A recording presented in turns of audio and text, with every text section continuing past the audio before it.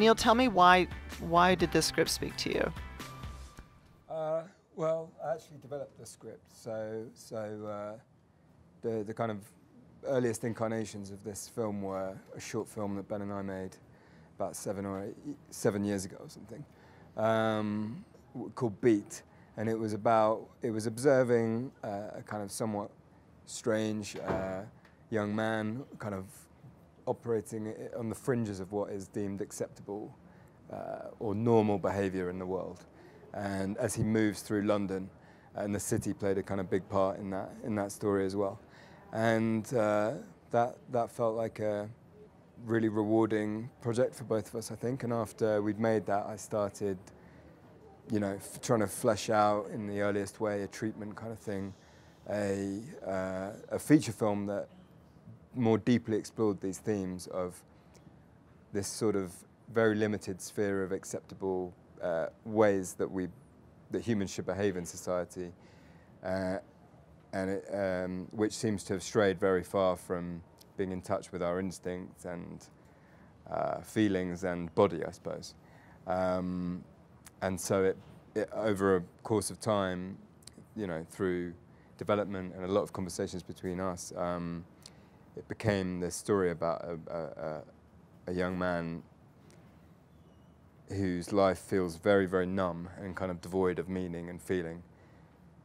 And at the beginning of that film, we kind of join him in a place where it's beginning to crack, and he kind of ultimately goes on a seemingly kind of reckless hunt for meaning and feeling kind of thing. But while it's kind of reckless and damaging from the outside, on a deeper level for him inside, it's actually a liberation, I suppose. So I don't know, and all, obviously all those themes are things that interest me, and again, it's set very much in a heaving kind of city, and it also, I think, explores what a city and that kind of raw, chaotic, relentless energy of a city like London does to somebody, and how they interact with that city, and how they move through it. Yeah. When you made this as a short, did you always see this as this is going to be expanded into a feature, or did you see it as a self-contained? No, I didn't. It definitely wasn't some kind of strategic short in that sense. It was just a short. I'd been making some very mediocre commercials and things at the time, and I really had this hunger to make something that was just from here.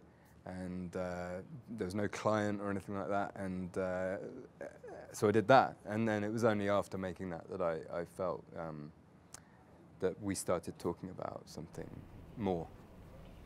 And Ben, how did you guys initially know each other? How did you just audition for the short? We knew each other through a mutual friend, and I think I acted a very small role in one of your films at film school. No? Yeah, you did actually.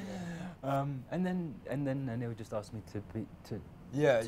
So, I mean, I guess that we didn't know each other very well. We didn't know each other that well. Yeah, we did enough for me to ask for Ben's email and to send him a treatment for this short, and because it was more of a treatment than a traditional script, and I was like, if you've got a couple of days sometime, we'd love to make this with you. But I remember he replied in a very positive way, and he said, I do have 2 days, but because you were pretty busy at the time, the only 2 days I have are in 2 weeks' time.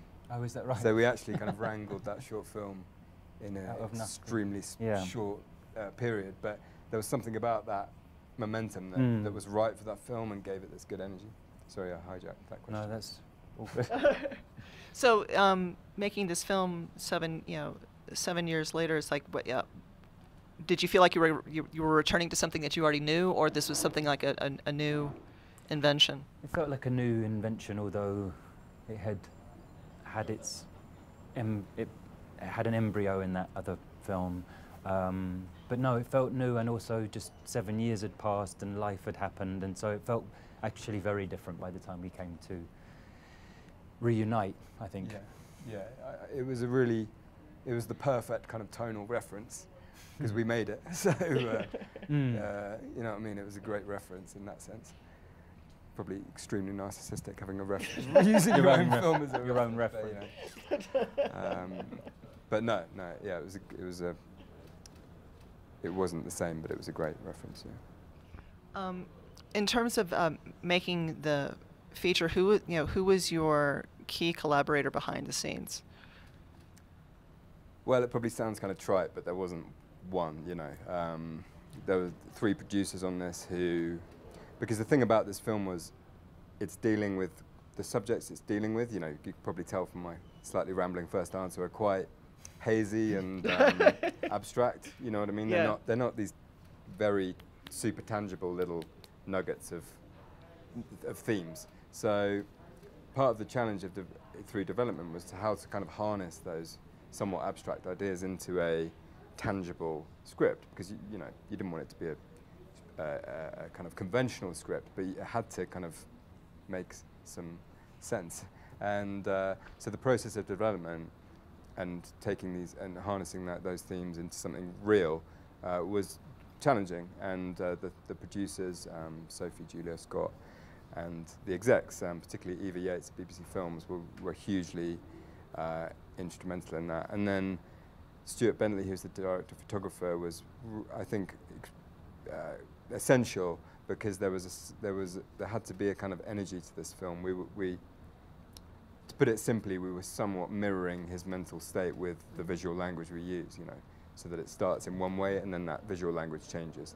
And that required a certain approach from a DOP who was willing not to be like painfully considered and polished about things, and was up for embracing something much rawer and urgent and things. And it actually also needed a shitload of stamina to shoot like that, because we were running up streets handheld for long takes in chaotic fashion through streets that weren't anywhere near locked off or anything like that. It was crazy. So just physical stamina. And then finally, I'll wrap this up. Sorry, the editor, I think, was of course key, because I've worked with her on all my short films, including Beat, and she just understands rhythm. You know what I mean? And it's a very physical film, and there's not actually a great deal of music in there, but it's somehow musical. Yeah. Do you know what I mean? Like somehow. Mm-hmm. And she just gets rhythm as well as everything else you need. So yeah.